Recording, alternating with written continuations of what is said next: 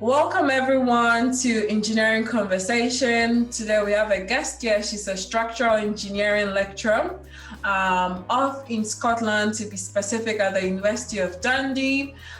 Before her work at Dundee, she worked at a global engineering consultancy where she was working on the structural integrity of offshore platforms in the North Sea. Her research background is in structural dynamics. She looks at numerical methods for looking at earthquakes, blast, and impact. Aside from all of this, she also enjoys lecturing and teaching.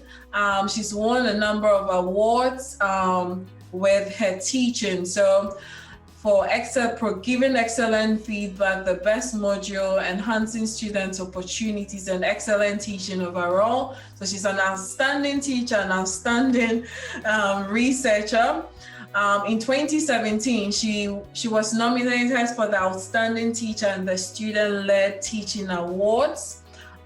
This was after previously receiving the Langlat Award for Excellence in Teaching and Best Tutor Award as well. Aside of all of this, working both in academia and industry, she is also a chartered member of the Institution of Civil Engineers, an executive member of COMIC, and a committee member of TASIDE. Everyone, welcome Margi to Engineering Conversations. Thank you so much. That was such an amazing introduction. I don't think I need to talk anymore. Thank you so much for inviting me. It's an absolute pleasure to be here. And as always, I'm always excited to talk about engineering. So thanks very much for having me. We are very glad to have you on Engineering Conversations today. So to start with today's conversation, what inspired you into engineering, or how was your journey into engineering? So I actually started studying engineering a bit later. I was already in my 20s. So I think when I started studying, I had a really good idea of what I wanted to do. And I think what really kind of drew me into engineering was I've always loved problem solving.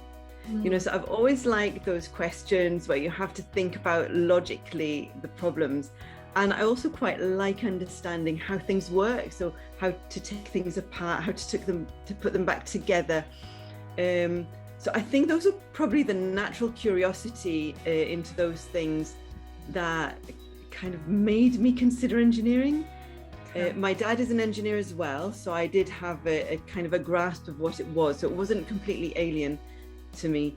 And I think the other thing is everything around us is related to engineering, and I just wanted to be part of it. You look at these structures, I wanted to be part of something big, to look around and feel that I was making my mark on the world.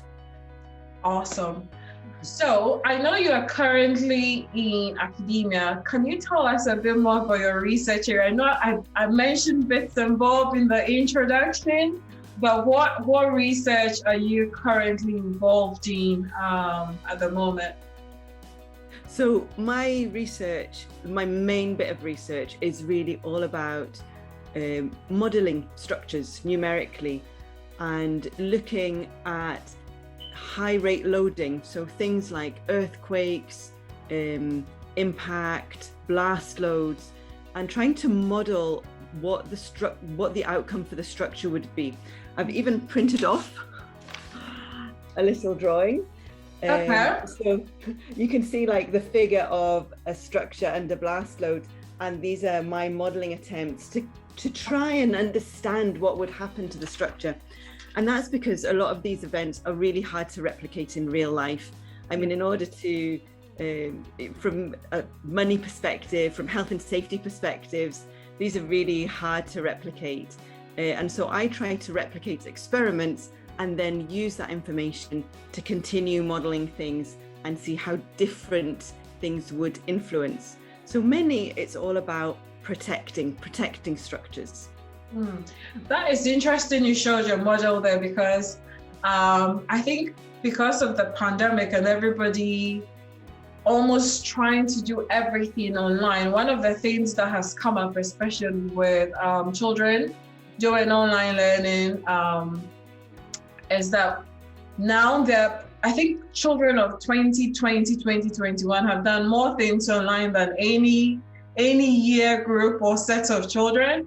And I think one of the comments I've seen online is that aside from their studies, I think some children have struggled to now move what they're doing online and relate it to real life. But if, let's say, a kid can has learned AutoCAD and they can build structures, I think there's a free software on Google, I can't remember the name now, that you can use to almost look at structures. If you can build a structure, then you can even see those force loadings in a building, or you can even design. People can actually design their dream houses as well before they go to maybe an engineer or a contractor or a builder and say, okay, this is what I want to do. So it's very lovely that you use that also in your line of work to one, save us the taxpayer money. To save the taxpayer money, and then from that health and safety perspective also as well. We can't just break buildings down just by trial and error. So that's really good. What ways do you think can be used, one, to get more girls to pursue engineering and then stay within engineering? Yeah, so I think you're right. There are two issues here, really. Yeah. So one is getting girls into engineering, and then once they're in engineering is making sure that we retain them, because unfortunately studies have shown that even once girls enter the profession, we do lose a lot of women in the first couple of years, and then again further down the line. Mm-hmm. So I think, to answer the first bit, to get people into engineering, I think that it's all about showing how creative engineering is. And I think we don't always think of that when we think of engineers, but engineering is creative. Engineering comes from the word ingenuity, which is all about being creative, right? And creating new ways of looking at things, new ways of doing things. I think the other thing probably to stress is what an amazing impact we as engineers have on society, and all the amazing things we can do for society. If we think about water, bringing clean water, green energy, those things, I mean, those are the things that engineers do. So that positive impact that we have on society and that creativity that we can unleash, I think key to getting people interested in engineering. And then I guess the other question is, they're interested in engineering, they come in, how do we make sure that they stay? I think we need to make sure that the environments that we're creating within engineering companies, within the universities, within schools even, when we start off, are diverse and they're accepting of diversity. Mm-hmm. We need to create supportive environments. It's not easy, being a minority in an engineering company, whether that's race, gender, disability. There are a multitude of ways that we're different, but I think it's proven that the more diverse, the more creative we are, the better solutions we arrive at. But we need, as a society, and I think this is a society thing, we need to be accepting of that diversity and to encourage it and to want to hear people's voices and to support them in having their voices heard. Okay, so having environments that is accepting of different diverse backgrounds is the key to getting people to stay within the engineering industry. So you have had the experience of being in academia, being in industry. How do you envisage a marry between these two areas? Because most people, when they think of engineers, immediately just start to think that all engineers are in industry. However, most of our engineering departments within our higher education institutions have lots of engineers in there. So how can we let the general public know these two, academia, industry, engineers, are all working hand in hand? Yeah, that's a really good question. And I think that is something that perhaps we don't always show the public how well we work together. At the University of Dundee, there is so much collaboration, and it leads to so many innovative solutions that are needed. So the industry needs something and then works together with us to deliver. And that's really important. I've been really lucky actually moving from industry to academia in having a lot of contacts. And I was recently really delighted to, so this is quite an interesting story. One of the students from the University of Dundee worked on a project when I was an engineer in the engineering firm. Okay. So I kind of helped him. He was doing an honours project in my office in the engineering firm. So that was a collaboration for student work. Mm-hmm. And then when I came back to the University of Dundee, he was now in industry, but we collaborated together on a paper. So it's been a real kind of who's been in industry, who's been in research. Yeah. But we've collaborated on a paper which is really relevant to industry. We even won a prize from the Institution of Civil Engineers together. So, you know, I think it's not just those big high-end projects, it's also those connections that help deliver maybe smaller pieces of understanding. So that's definitely something that we should highlight better, I think. I agree with you that it's not always highlighted as well. And I think the other thing that we need to remember is the collaboration, I think, isn't just on the end product or on the research, but we're preparing people at the university to go into industry. And I think it is making people aware of those society impacts that we've discussed before, you know, creating that diversity, making people feel supported, and then working together to ensure that the next generation coming in also has that guidance and support throughout. That's good. So both parties work together, engineers in academia, engineers in industry, and that is what is driving and impacting our communities and our world. What are your views? I know you mentioned this in the last two previous questions. What are your views when it comes to diversity and inclusion in engineering when we start to look from the schools, maybe straight up into maybe higher education? So yeah, as we touched upon, I think both of us are really passionate about bringing forward that diversity. If we look at research, I don't think we need to prove it. Research has already been done to show that the more diverse teams are, the more creative the solutions are, the more relatable they are to the majority of people. You know, you can't just design a solution that is suitable for one narrow part of the population. So having those diverse teams makes sure that that happens, but also having diverse teams saves money because you get to these creative solutions earlier. So I do think that as a society, we need to you know, put a bit more value on that diversity and encourage people coming in. I think it is hard. It's hard to encourage people to come in to something that is has maybe a dominant factor that is different to what you are coming in.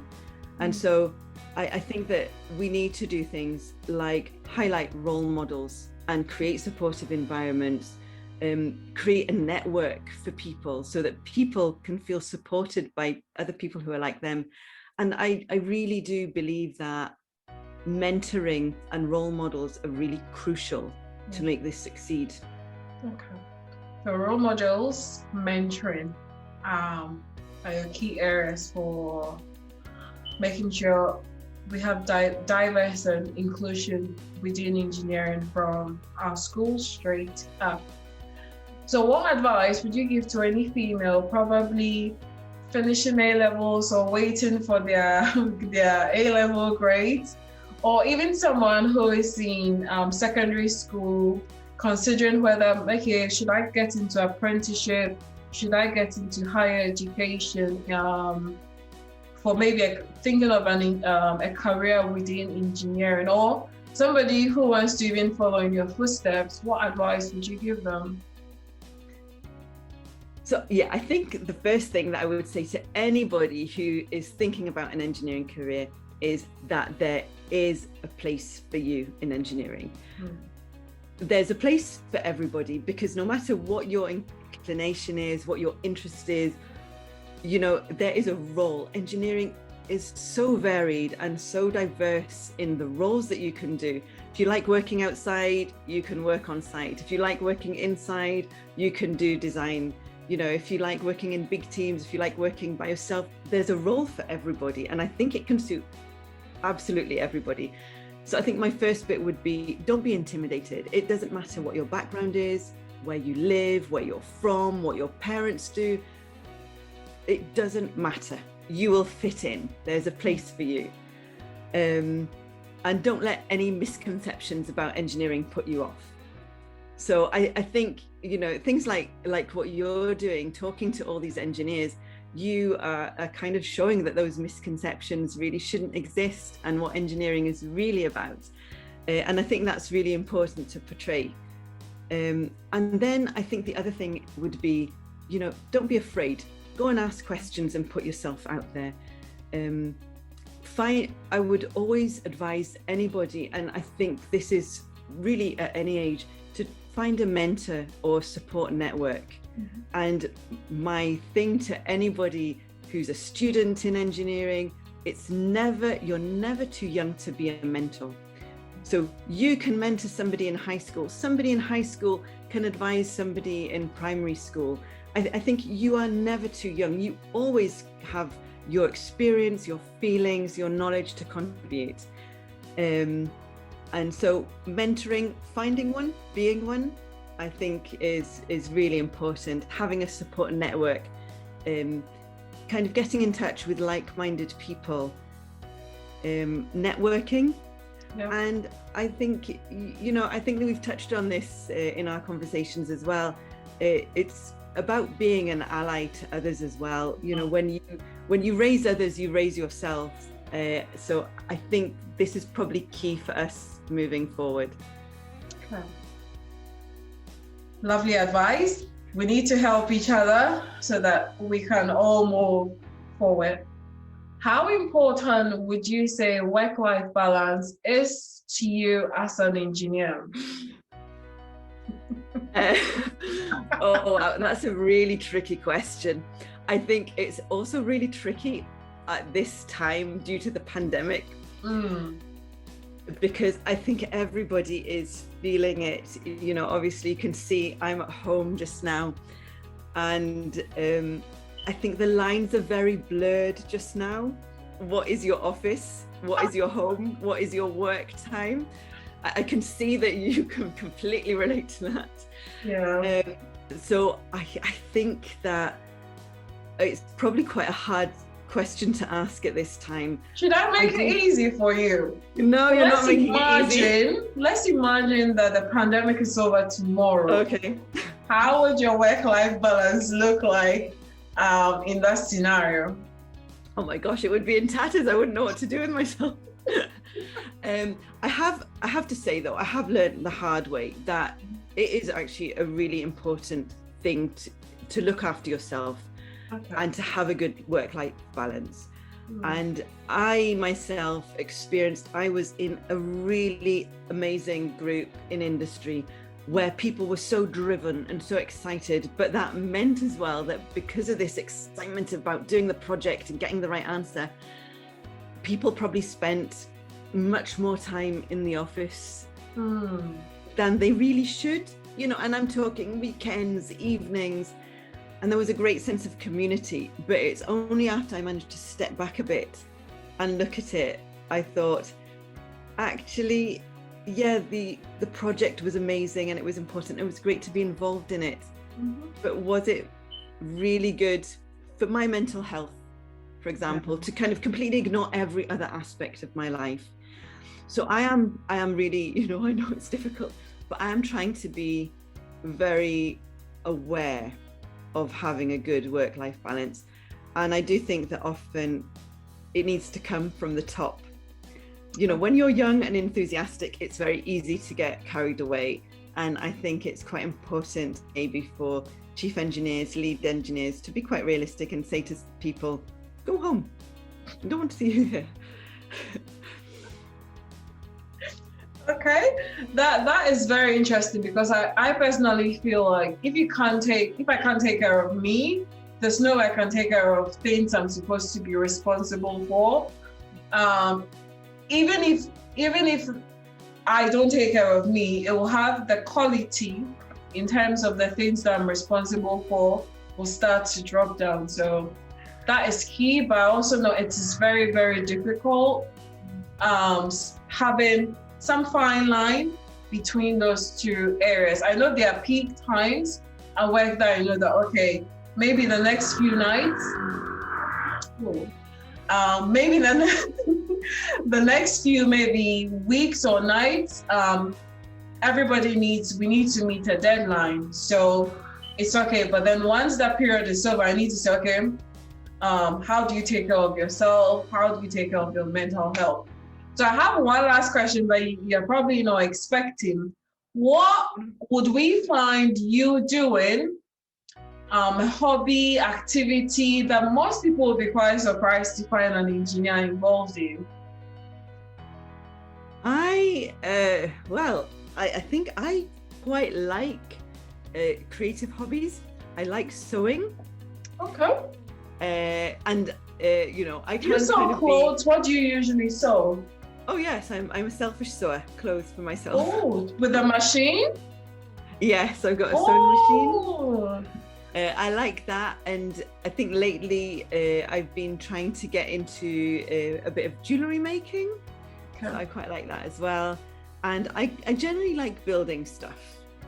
Okay. So I think it may, you know what, actually now that I've said it out loud, I wonder if it's also part of the engineer in me. It's taking something, I think it is something, you know, creating something that wasn't there before, creating something out of cloth or something out of metal or something out of wood. Because all stem from that same thing. Yeah, so I think it's your creative engineering side, because jewelry and clothing that you are making has because I think it even has probably a bit of structural engineering in it, because you have to structure how the dress or whatever it is you're sewing needs to look like. And then there's that creative element as well. And that's you'd also see the same with jewelry, because you don't want to wear anything that's like weighing you down or anything because of the way. So it has engineering in there. But most people would say, no, it's art, it's jewelry art, it's engineering, guys. Everything's engineering. Everything is engineering. And everybody, I think we're going to make sure the world hears about it. Even the clothes they're wearing is engineering. So what would be your parting words of advice for our future engineers coming? I think it's probably something along the lines of, look around you. Everything is related to engineering. Everything has some kind of connection to engineering. Engineers are probably society's hidden heroes. Come and be a hero. I love that advice. I'm even taking it for my own. I'm an engineer, but I'm taking it for my own self. I'm going to take that advice for my own self, just to motivate myself. Thank you, Margi, for sharing your time on engineering conversations. We do appreciate it.